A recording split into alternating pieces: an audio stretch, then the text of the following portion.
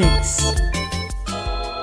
And now, the feature so many of our listeners wait for each day. Producer's Picks. You know how it works. Jared picks out his favorite stories of the day, and he tells us all about it.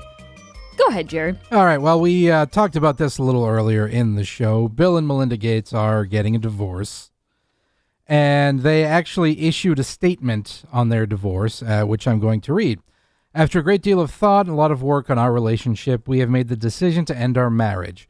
Over the last 27 years, we've raised 3 incredible children and built a foundation that works all over the world to enable all people to lead healthy, productive lives. Can we get a fact check on that? We continue to share a belief in that mission and will continue our work together at the foundation, but we no longer believe we can grow together as a couple in this next phase of our lives. We ask for space and privacy for our family as we begin to navigate this new life.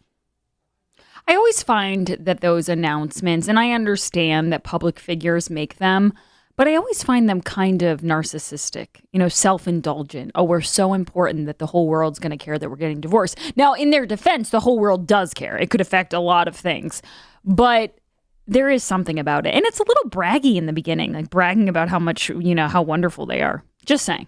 I'm not trying to be a hater. I'm just pointing that out, that these statements are a little bit self-indulgent. And it's all over the internet. It's not my unique take, but it's also my take. The cojones on this guy to ask for privacy. Great point. The man who tracks the world. He wants privacy. Guess what, Bill? I want privacy from you. I don't even want privacy. I gave up on the idea of privacy a long time. Okay, there's a computer camera thing in my laptop right now staring at me. I'm sure I believe in all those conspiracy theories that there's people watching and whatever. Privacy's out the window. Your information's out there. I hate to break it to you. The dollar bill instead of in God we trust, in Gates we trust. Mr. Gates, when did you realize you were creating a monopoly? Monopoly's just a game, Senator. I'm trying to control the world. Yeah, I've given up on having any sort of privacy. What does irk me is the story about how she's on a private island trying to cope with this divorce. And Bill's fine with that, like, oh, yeah, sure, honey, whatever you need to get through this, go to the private island. And Grace Curley is supposed to not get a cheeseburger once a week, medium rare, with 2 slices of American cheese, because that is not doing enough for the climate. You're renting out a private island. I feel like somewhere in there, whether it's getting there or keeping the lights on at that place, you're producing more carbon emissions than when I eat my burger. That is a big old carbon footprint. Exactly. Now I really, really, really want a cheeseburger. That clip was Robin Williams in 2002, just FYI. All right, so we talked a lot about Tim Scott and how the left has just been absolutely eviscerating him because he dares to not believe what they believe. Well, we talked about Gary O'Connor, who was a Texas Democrat who called Tim Scott a, quote, Oreo, unquote, which is a viciously racist term. So Colonel Allen West, who's the chair of the Texas Republican Party and an all-around great guy, used to be in the House of Representatives. He's talked about running for governor. A lot of people think he'd be a good governor. Anyway, Gary O'Connor, the Texas Democrat who made the comment, actually resigned over making the comment, but the highly tolerant Democrat Party of Texas refused his resignation. So he's like, look, I said the thing. It was bad. It was gross. I want to resign. They said, nah, we're cool. It's cool. We don't need your resignation. We don't accept it. Keep doing what you do. So Colonel Allen West put out a little video to Gary O'Connor and the Texas Democrats, and this is what it sounded like. Well, some Texas Democrat county chairman from Lamar County, Gary O'Connor, referred to Senator Tim Scott as an Oreo. And so I just think that I will just walk over to the Texas Democrat Party or mail it to them, a nice little package of Oreos. Because until this guy resigns, I'm going to stand up and speak out against the party of systemic racism, the party of the soft bigotry of low expectations. So every day, Colonel West is going to either mail or bring Oreos to the Democrats, and that is something I can get behind. That's I don't want to say a level of petty because it's not petty, but that's a level of petty that I can really, truly respect. See, like, I'm never a fan of, I don't know, the props thing. It's a little lost on me. I get it. I get what he's trying to do, but I don't know. I don't know if it's a good use of his time or his money. All right, so we played a little earlier. Brian Stelter is worried that the January 6th insurrection, which Joe Biden, the sitting president, called worse than Pearl Harbor and 9/11. He called it the worst attack on our democracy since the Civil War, which that's a long time ago. Maybe not for him. I mean, he was a lieutenant in the Army then. Yes. But, I mean, he fought. He had the onions on his wounds. He did the whole thing. So it has become the thing that all the politicians want to talk about. And I understand. It was a dumb thing that was done by a group of people, and it could have been very dangerous. And I say it could have been because as we get further back from it, I'm going to be the adult in the room and say, guys, chill out. It was not the worst thing in the ever. world. Yeah. Basically, it's the equivalent of some pool hoppers jumped into your pool and you shot one of the pool hoppers, the only person to die, from that directly, and now you're scared, so you want all the security, you want everything. You know, Joe Scarborough described it this way. First of all, let's get a couple things straight. This is a flashback. So, that guy, Ron Johnson, said that the people who were bashing law enforcement officers' brains in with American flags. Yeah, they really ran with this, and I've talked about this before, but a lot of people confuse it as like, oh, you know, we made a mistake, we had to update it, we made a correction, we got it wrong. But when you look at situations like with Brian Sicknick and other tales that they were telling about how people died, and I'm not saying what happened to Brian Sicknick wasn't terrible, and I'm also not saying that it's sad that he did pass away, but he didn't die from getting hit with a fire extinguisher. Right. And it's not that they made mistakes out of a lack of curiosity or looking into it or because they were trying to beat other publications.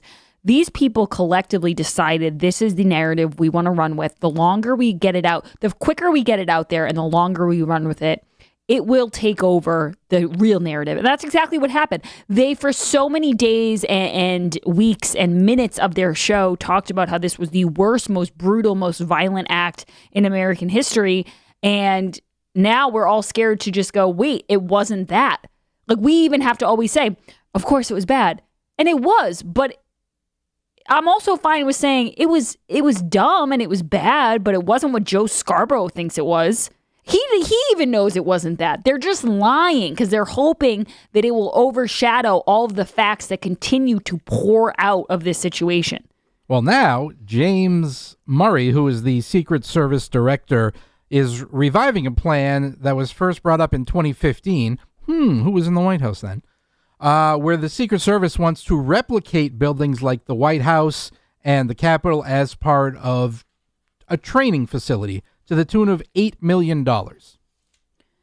I don't know. These structures exist. Maybe just use those. But again, more wasted tax money. The Secret Service wants to make another White House and another Capitol so that they can practice defending them. I mean, the amount of money we waste will never cease to amaze me. I don't know. Maybe I'm just an old soul. $8 million still seems like something to me.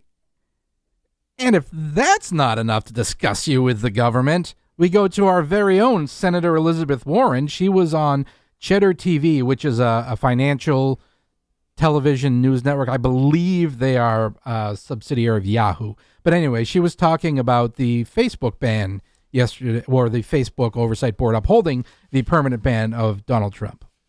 I'm glad that he's not on Facebook. I think that he poses a real danger, but I don't think Facebook ought to have this kind of power. We need to break up these giant tech companies, and Facebook is one of them. They are crushing competition, and in cases like Facebook, they're acting like they're bigger than government. God forbid anyone do that. She can't have it both ways. If you really don't like what they're doing, then you should say they shouldn't do it. You can't say, oh, well, I hate Donald Trump, so in this case, it looks good. But in general, I don't think they should be able to do this. I'm sorry. First of all, let me do my Elizabeth Warren. So I don't think that they should be able to do this. But I also love that they did it. Pick a lane, lady. Pick a lane. The birthing peoples and the babies. But I talked about this with Howie before the show. That is the real problem, the disconnect with people like Senator Elizabeth Warren, who think that government is the be-all and end-all. And that is the crux of what has gotten us into this situation. Yeah, but it's also the disconnect between thinking that something that happens to Donald Trump cannot eventually turn its way around and happen to you. We've seen it happen, throughout history. Hundreds of times. Revolutions eat their own. But she just thinks, well, of course we can ban Donald Trump. He's awful. But they probably shouldn't have this much power. It's like, well, you're not really saying much. All right. Well, you said earlier in the show that journalism is dead. It is. It may be on the comeback. This is from Catherine Watson, who's the White House reporter for CBS News Digital. Super excited. Sent out a tweet this morning. Big news. We have a new vending machine at the White House. It's got Diet Coke and bubbly and Coke Zero.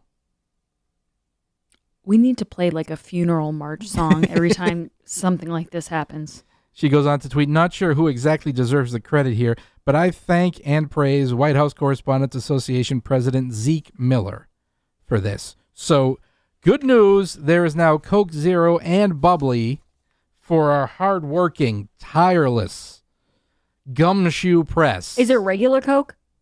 Oh, it's every kind of Coke. I'm sure there's cherry Coke. I'm sure there's vanilla Coke, apple Coke, Hunter's Coke, all kinds of Coke. Jared, I don't know if that's going to be good, though, because I don't know if Biden wants people drinking that kind of sugary crap.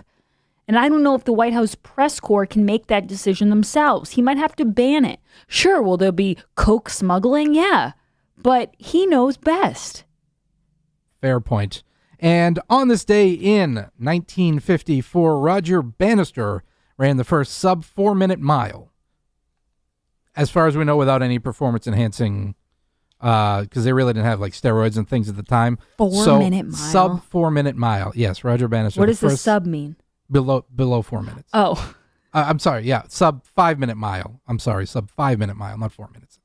I was going to say that's super fast. Yeah, that would be super fast. And also, happy second birthday to Archie Mountbatten Windsor, son of Prince Harry, the Duke of Sussex, and Meghan, the Duchess of Sussex, seventh in line of succession to the British throne. He was born this day 2 years ago, May 6th. Happy birthday, Archie. You didn't want to throw that in for the royal update? I thought about it, but... You're being greedy. You're like, I'm saving this for producer's picks. But, I'm just saying...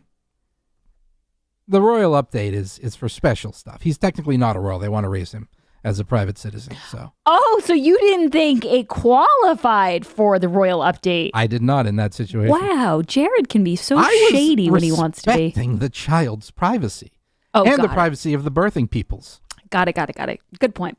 We'll be back on the other side with Howard Lawrence Carr. Do not go anywhere. It's the Grace Curley Show. She's never held office, but she paid the whiskey priest's monthly rent once. She's Grace Curley.